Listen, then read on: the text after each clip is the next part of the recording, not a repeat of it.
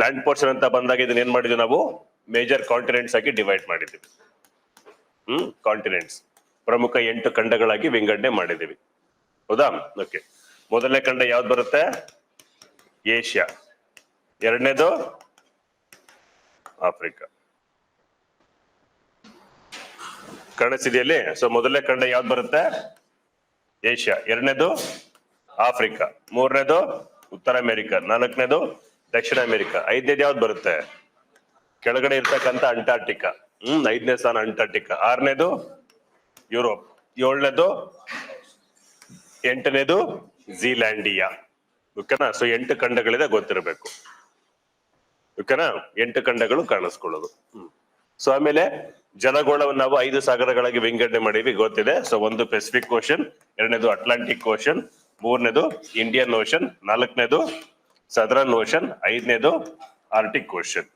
ಹೌದಾ?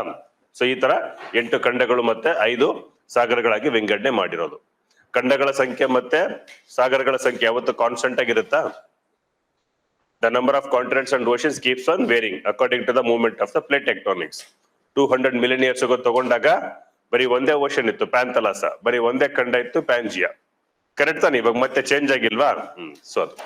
ಸೊ ಅರ್ಥ ಮೇಲ್ಗಡೆ ಯಾವ ತರ ನಮಗೆ ಕಾಂಟಿನೆಂಟ್ಸ್ ಓಷನ್ಸ್ ಚೇಂಜ್ ಆಗ್ತಾ ಇರುತ್ತಲ್ಲ, ಸೊ ಅದನ್ನ ಪೇಲಿಯೋ ಜಿಯೋಗ್ರಫಿ ಅಂತ ಸ್ಟಡಿ ಮಾಡ್ತೀವಿ.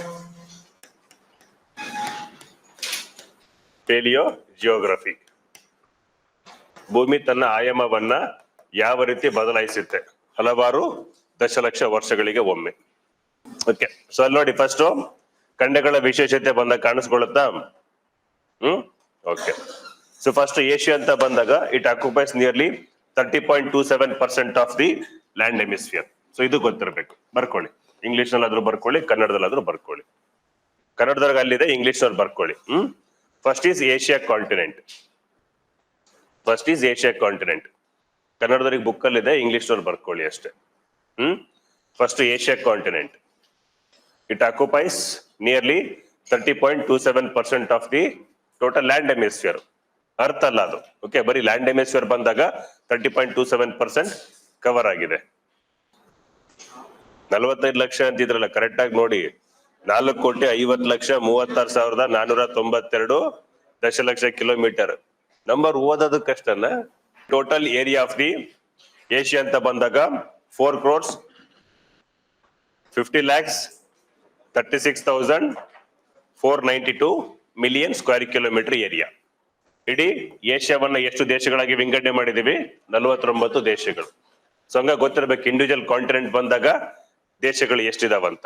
ಓಕೆ. ಸೊ 49 ದೇಶಗಳು ನಮಗೆ ಏಷ್ಯಾ ಖಂಡದಲ್ಲಿ ಕಾಣಿಸ್ಕೊಳ್ಳುತ್ತೆ. ಓಕೆ. ಏಷ್ಯಾ ಅಂತ ಬಂದಾಗ ಇದನ್ನ ಮತ್ತೆ ರೀಜನಲಿ ಡಿವಿಷನ್ ಕೂಡ ಮಾಡ್ತೀವಿ. ಸೊ ಏಷ್ಯಾ ಬಂದಾಗ ಏನಾಗತ್ತೆ, ಇದನ್ನು ಕೂಡ ನಾವು 4 ರಿಂದ 5 ಡಿವಿಷನ್ಸ್ ಆಗಿ ವಿಂಗಡಣೆ ಮಾಡ್ತೀವಿ. ಸೊ ಮೊದಲನೇದು north part of the Asia. Okay. North part of the Asia ಅಂತ ಬಂದಾಗ ರಷ್ಯಾ ಲ್ಯಾಂಡ್ ಮಾಸ್ ಜಾಸ್ತಿ ಕಾಣಿಸ್ಕೊಳ್ಳುತ್ತೆ. ಓಕೆ.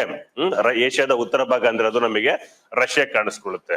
ನೆಕ್ಸ್ಟ್ ಈಸ್ಟ್ ಅಂತ ಬಂದ್ರೆ ಚೈನಾ ಮತ್ತೆ ಜಪಾನ್ ಪೋರ್ಷನ್ಸ್ ಗಳು ಕಾಣಿಸ್ಕೊಳ್ಳುತ್ತೆ. ಓಕೆನಾ? ನೆಕ್ಸ್ಟ್ ಸೌತ್ ಏಷ್ಯಾ ಅಂತ ಬಂದಾಗ ನಮ್ದಿದಾವಲ್ಲ, ಯಾವುದು? ಸಾರ್ಕ್ ದೇಶಗಳು. South Asian association for the regional cooperation. ಇದರಲ್ಲಿ 8 ದೇಶಗಳು ಬರುತ್ತೆ. ಯಾವ್ದು ಹೇಳಿ? ಕೋಡ್ ವರ್ಡ್ ಬೇಕು ಅಂದ್ರೆ ಈ ತರ: M for Maldives, B for Bhutan, Bangladesh, Sri Lanka, Pakistan, Afghanistan, next India, next Nepal. ಇವು 8 ಕಂಟ್ರೀಸ್ಗಳು ಬರ್ತವೆ. ಇದನ್ನ ಸಾರ್ಕ್ ದೇಶಗಳಂತ ಕರಿತೀವಿ. ಇದು ಸೌತ್ ಏಷ್ಯಾದ ದೇಶಗಳು. ಓಕೆನಾ? South Asia. ಸೊ ಈ ಭಾಗ ಇದಿಷ್ಟು ಕವರ್ ಆಗೋದನ್ನ ಸೌತ್ ಏಷ್ಯಾ ಅಂತ ಕರಿತೀವಿ. ನೆಕ್ಸ್ಟ್ ಈ ಕಡೆ ಬರೋದು west Asia. West Asia. West Asia ಬಂದಾಗ ನಮಗೆ Iran, Iraq, Turkmenistan, Tajikistan, Uzbekistan ಎಲ್ಲ ದೇಶಗಳು ಕಾಣಿಸ್ಕೊಳ್ಳುತ್ತಲ್ಲ, ಇದು ನಮಗೆ ವೆಸ್ಟ್ ಏಷ್ಯಾ. ಆಮೇಲೆ ಇಲ್ಲಿಂದ ನೋಡಿ ಇದಿಷ್ಟು ಭಾಗ, ಇದನ್ನ ಸೌತ್ ಈಸ್ಟ್ ಏಷ್ಯಾ ಅಂತ ಕೂಡ ಕರಿತೀವಿ. ಆಗ್ನೇಯ ಏಷ್ಯಾ. ಅಲ್ಲೇ ಸುಮ್ನೆ ಹಿಂಗೆ ರಫ್ಲಿ ಮಾರ್ಕ್ ಮಾಡಿ ಅದನ್ನಷ್ಟೇ. ಈ ತರ ರಫ್ಲಿ ಏಷ್ಯಾದ ಮೇಲ್ಗಡೆ ಮಾರ್ಕ್ ಮಾಡ್ಕೊಳ್ಳಿ. ಸೊ ಏಷ್ಯಾವನ್ನು ನಾವು 5 ವಿಭಾಗಗಳಾಗಿ ವಿಂಗಡಣೆ ಮಾಡಿದೀವಿ. Asia is divided into 5 major regions.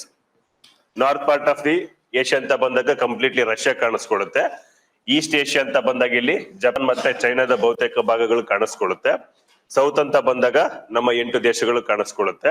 West ಅಂತ ಬಂದಾಗ ಇರಾನ್, ಇರಾಕ್, ಅಫ್ಘಾನಿಸ್ತಾನ್, ಅಫ್ಘಾನಿಸ್ತಾನದ ಮೇಲ್ಗಡೆ ಟರ್ಕ್ಮೆನಿಸ್ತಾನ್, ಉಜ್ಬೇಕಿಸ್ತಾನ್ ಇವೆಲ್ಲ ಕಾಣಿಸ್ಕೊಳ್ಳುತ್ತೆ. So next south east Asia ಬಂದಾಗ ಈ ಕೆಳಗಡೆ ಸೊ ಮಯನ್ಮಾರ್ ಇಂದ ಈ ಕಡೆ ಬರೋದಲ್ಲ ಸೌತ್ ಈಸ್ಟ್ ಏಷ್ಯಾ, ಆಗ್ನೇಯ ಏಷ್ಯಾ.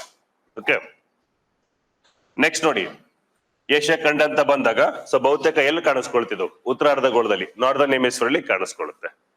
ಓಕೆನಾ? ಏಷ್ಯಾ ಖಂಡ ಅಂತ ಬಂದಾಗ ಇದು ಕಂಪ್ಲೀಟ್ಲಿ ಎಲ್ಲಿ ಕಾಣಿಸ್ಕೊಳ್ಳುತ್ತೆ? Northern hemisphere. ಮತ್ತೆ ಈಸ್ಟ್ ವೆಸ್ಟ್ ಅಲ್ಲಿ ಬರುತ್ತಾ?